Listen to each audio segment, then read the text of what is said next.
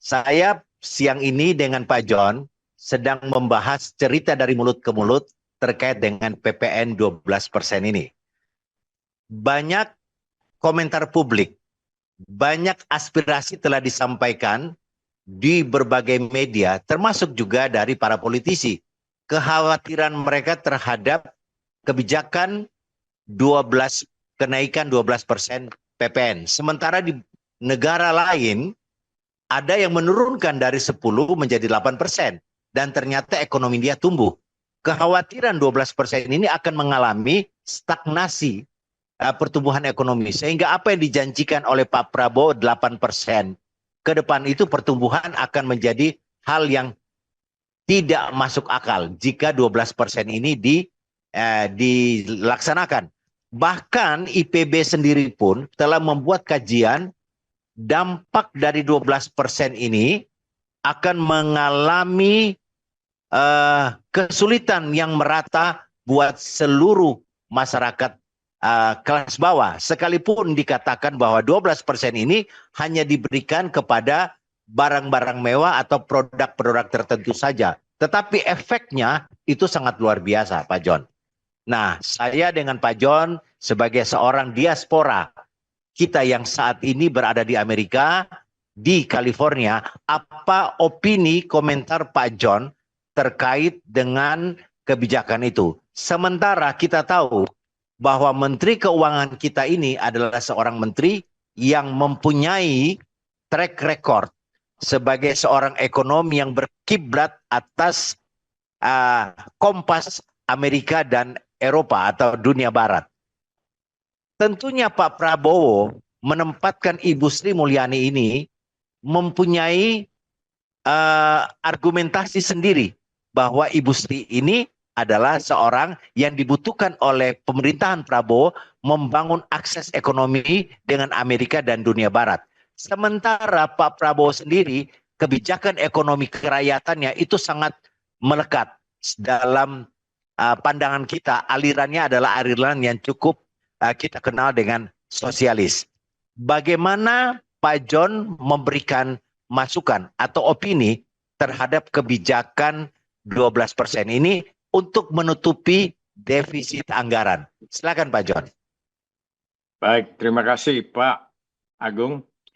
Menurut hemat kami, Pak Prabowo ini sudah jelas mengetahui bahwa ada kebocoran 30% APBN setiap tahun. Itu kata Pak Prabowo dan Bank Dunia. Dan itu bukan hanya omon-omon, itu adalah fakta. Pertanyaan, ini satu tantangan besar bila PPN ini dilaksanakan untuk mencari 75 triliun, itu akan membuat suatu malapetaka di ekonomi kita pada tahun 2025 ini. Catat itu nomor satu. Lalu, kedua, kalau seandainya ditunda, Pak Prabowo akan mendapatkan apresiasi dari masyarakat sehingga membuat kepercayaan masyarakat itu akan bertambah besar dengan kepemimpinan beliau.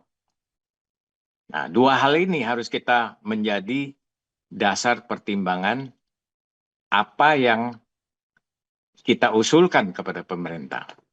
Yaitu satu, tunda. Kita tunda ini. Tundanya berapa lama?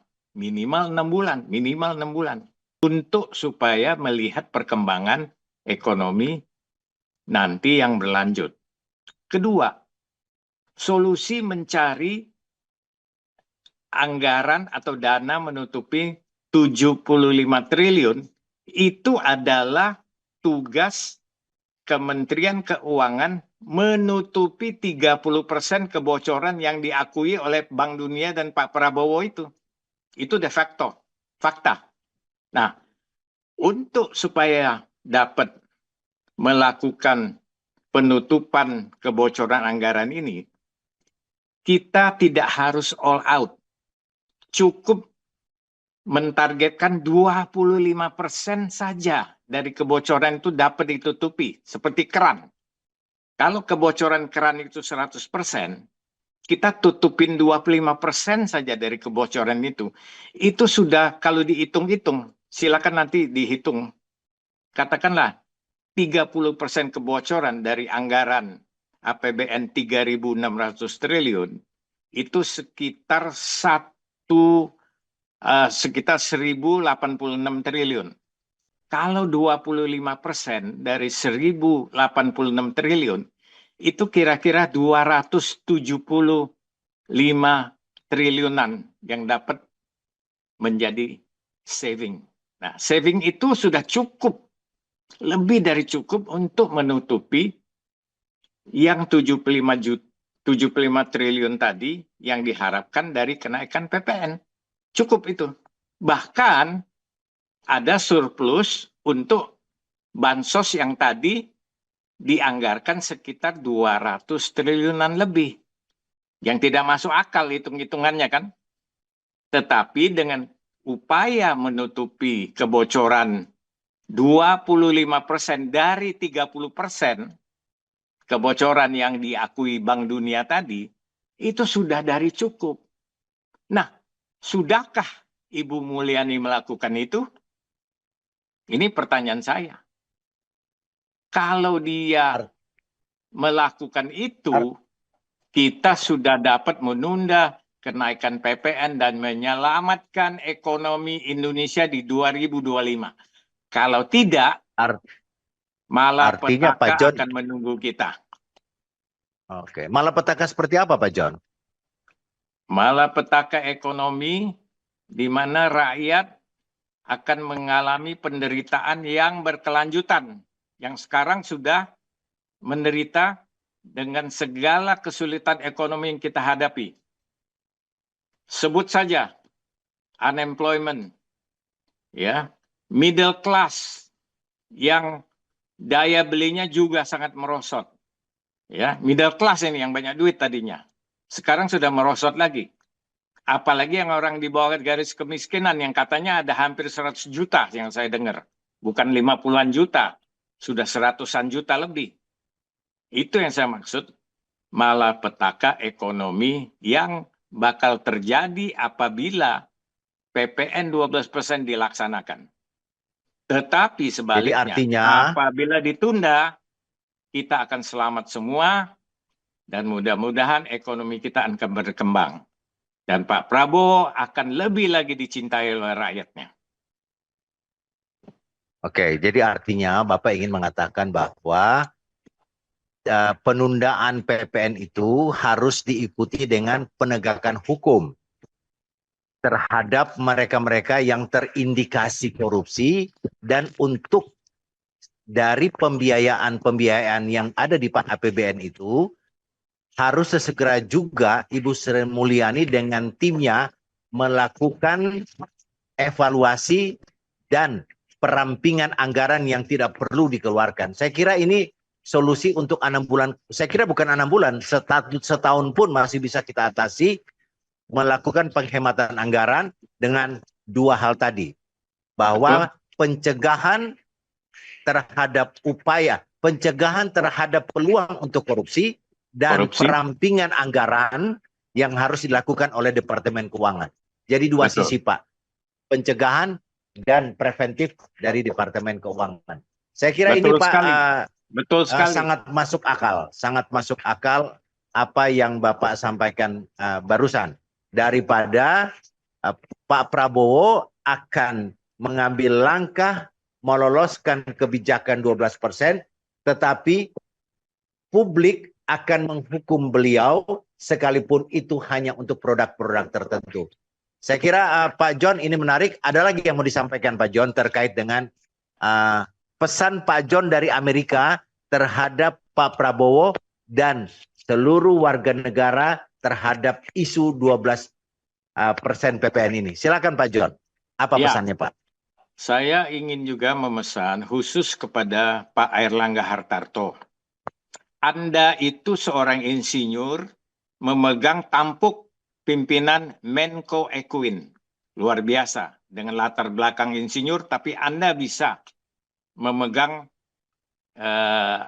pimpinan tersebut dari kepercayaan yang diberikan kepada Pak Prabowo.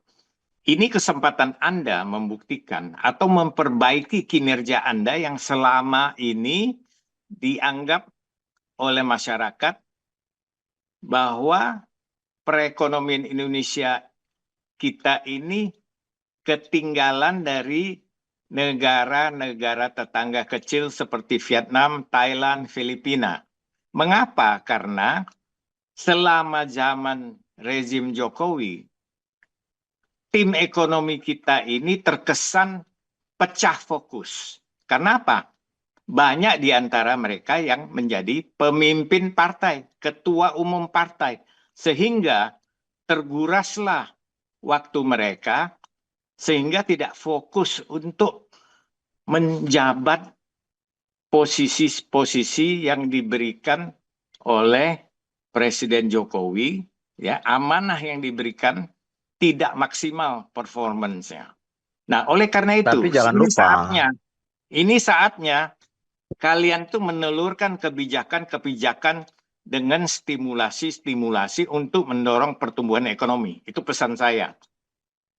oke. Tapi jangan lupa Pak Erlangga, Ibu Sri dan lain-lain itu juga semua di bawah kendali keinginan dari Jokowi, sehingga mereka pun harus taat dan patuh atas selera Jokowi. Nah, hari ini kepatuhan mereka, ketaatan mereka bergeser pada kepemimpinan Pak Prabowo, dan itu kita tunggu, Pak.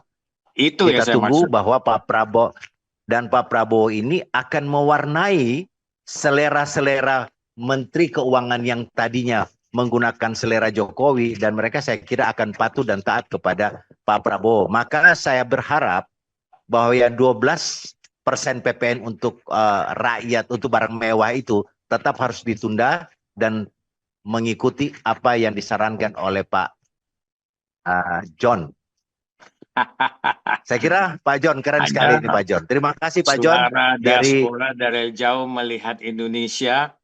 Jadi dua hal itu, ya. Yang terakhir adalah tim ekonomi kita ini harus membuktikan seperti kata Pak Agung tadi, bahwa mereka akan bekerja di bawah kepemimpinan dengan selera Pak Prabowo. Buktikan bahwa Anda ini dapat menelurkan kebijakan-kebijakan yang bisa menstimulasi pertumbuhan ekonomi menuju 8%. Masa kita kalah dengan Vietnam, dengan Thailand, dengan Malaysia? Jangan dong. Kita mempunyai negara terbesar di ASEAN, ya, dengan luas yang luar biasa, jauh lebih besar dari mereka, penduduk lebih besar dari mereka, GDP lebih besar mereka, kekayaan alam lebih besar dari mereka, masa kalah pertumbuhan ekonominya? Tunjukkan Pak Erlangga dengan tim ekonominya. Terima kasih. Kasih Pak John. Sampai jumpa Pak John. Sampai jumpa.